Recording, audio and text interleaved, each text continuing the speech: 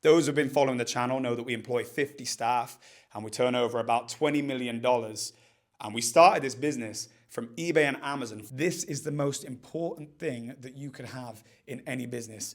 Welcome back to James Lake Show. It is Wednesday, the 4th of December, but it's our third working day of the month. We're kind of on a race against time to get in as much as we can before it goes dead for Christmas. Those who've been following the channel know that we employ 50 staff and we turn over about $20 million. And we started this business from eBay and Amazon 14 years ago, which is pretty crazy. And it's good to have you guys on the journey here with me. And those who also follow the channel know that we set up a distribution hub here in Europe 3 years ago where we do direct business. And actually, that's what our core business is now. It's all direct, it's distribution, it's owning our customers, owning our customer relationships so that there's no intermediary. We actually left the Amazon model behind about 7-8 years ago and focused solely on this because what was happening is it was annoying our customers that we sold direct and we sold wholesale, so we had to pick a lane. And our lane was, well, we're going to go wholesale. And the biggest we ever got on Amazon was around 5.5 million. And now we do 20 million on direct. So here is the office. We've got our sales guys out for the day. Yeah, DJ, yeah, just cool working there. We got our sales guys out for the day. And a couple of guys actually over in Germany, which is pretty cool.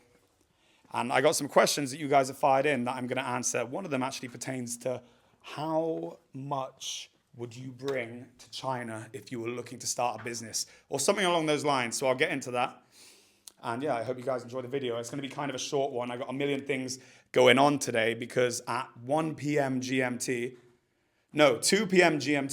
I have a debate with a guy who believes in flat earth, which is going to be pretty cool. So it's going to be out there. So make sure you tune in. It's going to be live on this channel. So his name is Flat Earth Dave or Dave Weiss. And he's got podcasts which have been viewed like 6 million times. And I emailed him because I got to be honest, a few of things he said, I was like, it actually makes sense, like a little bit. But I don't believe it. I believe in but yeah. Sorry, I got to be careful saying stuff like that makes sense. It doesn't make sense. You know what I mean? I'm going to be interested to see what this brother says. But yeah, make sure you subscribe to the channel. Thumbs up the video. And without further ado, let's get into the questions. Let me get water.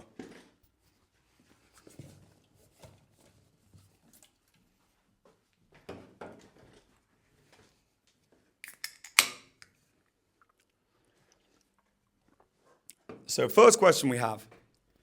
I'm considering going to China next year to source products. Is 10K enough? And what niches or sectors would you be interested in if you were starting out again? Right, so what niches or sectors would I be interested in if I was starting out right now? Straight away, I know what I would do. I'd go to toys. Yo, bro, you're cool to work in here as well, by the way. Yeah, don't worry. I would go for toys.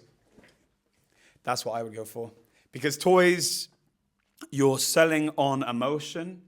And I also think that you're selling like using TikTok videos, which you can make fun. And seriously, I would go for stuff that's really easy to convert, especially with it being Christmas. But obviously, assuming that this is going to be done after Christmas, I would still go for toys. Because I would utilize the fact that everything is about social media marketing right now. And the biggest demographic and consumer of all of that stuff is like kids. So I would sell toys. And I would make sure that I did it in a way that was morally correct. And you were offering good value and the toys were safe and everything's above board. But I just think it's a huge market. Like, yeah, appeal to what makes sense. And obviously I'm in tech, but I would do toys. And fitness is huge. I think so many people are into health and fitness right now. I think that's a great one. James, have a good week. Do you recommend selling B2C or B2B when starting out? B2C 100%. Learn the ropes and you can just do it from your bedroom, you know? If you're doing B2B, it's a bit more professional. And if you're trying to approach businesses, if you're still learning, you might not want to make mistakes dealing with B2B first. Make the mistakes B2C. I always think that B2B is something you mature into, but if you're just a young guy trying to make some money at home, and let's say you're 18 years old, yeah, B2C, eBay business in your bedroom, that's what I would do. Well, that's what I did.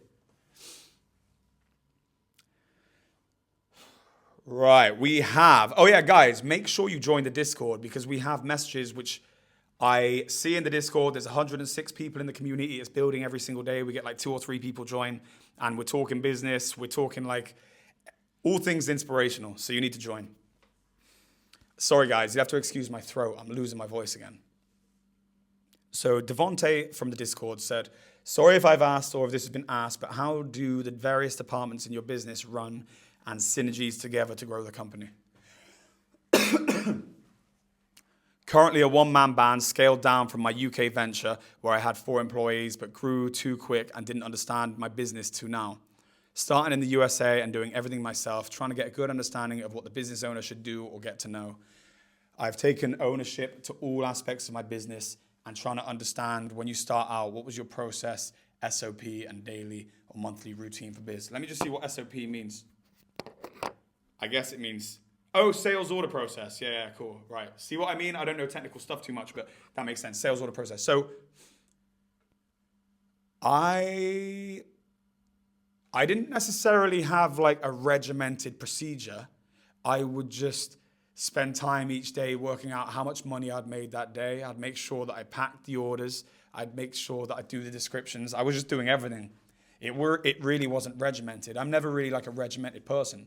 I worked all the time, but I didn't spend an equal amount of time on each department. And in terms of like now, how do I keep synergy? It's hard. Departments do disagree with one another. But even the brother that I've got out here, Luke, the guy who actually you saw on JLC TV yesterday, and I think he might have even been in yesterday's episode, or he was in last week's episode. No, I didn't do an episode yesterday. But anyway, Luke, he is really, really heavy metal. Like he works with all departments and he runs the whole operation. So yeah, he makes synergy. But trust me, departments always want to blame the other department. You always get departments conflicting, especially like sales and operations, because sales always want it out yesterday and operations always feel like they're overworked. And I don't mean that specifically to like my business. I mean it like all businesses, they tend to be that way. It's kind of strange. And I know that because when I've worked in sales, as a salesman, I moaned about ops. So yeah, you're always going to get that conflict. Synergy is actually very difficult, but the way that you achieve that is with culture. That's how you do it. You got to have the culture. And if you don't accept clicks or blame, that's what you need. I'm going to post the thing up here so you see it. And it's above and below the line. This is the most important thing that you can have in any business. Above the line behavior at all times, which is basically taking accountability for everything. I'm going to remember this because you're going to see the above and below the line painting here. But you have blame, excuses, and denial. They're below the line behavior, which I do not allow in my business. It does happen from time to time because you can't be perfect. I'm not saying I blame. I'm saying you get people who have like unaccountable attitudes. You can't have a big team and get around that.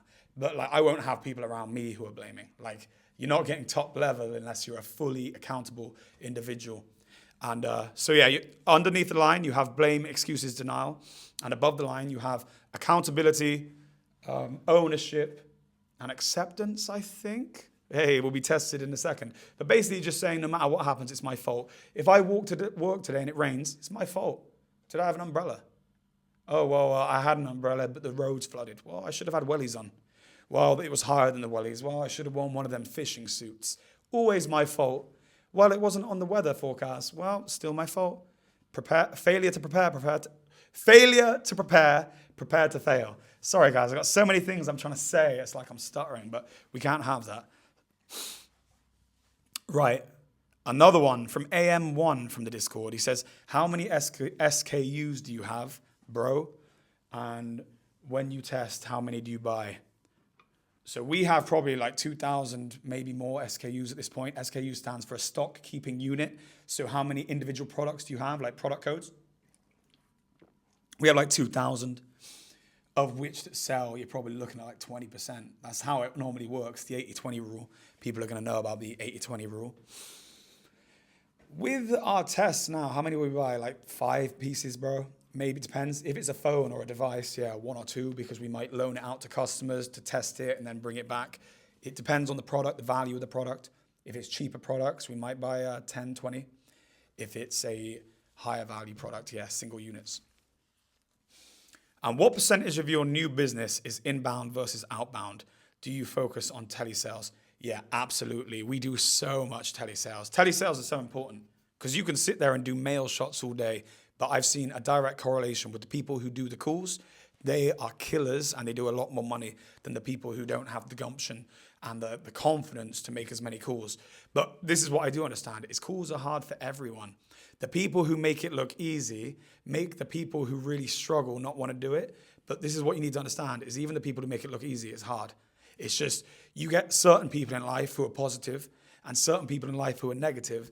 And if you can learn to be positive no matter what's going on, you'll be a good caller. And if you're a negative moaner, then you're not going to be a good caller.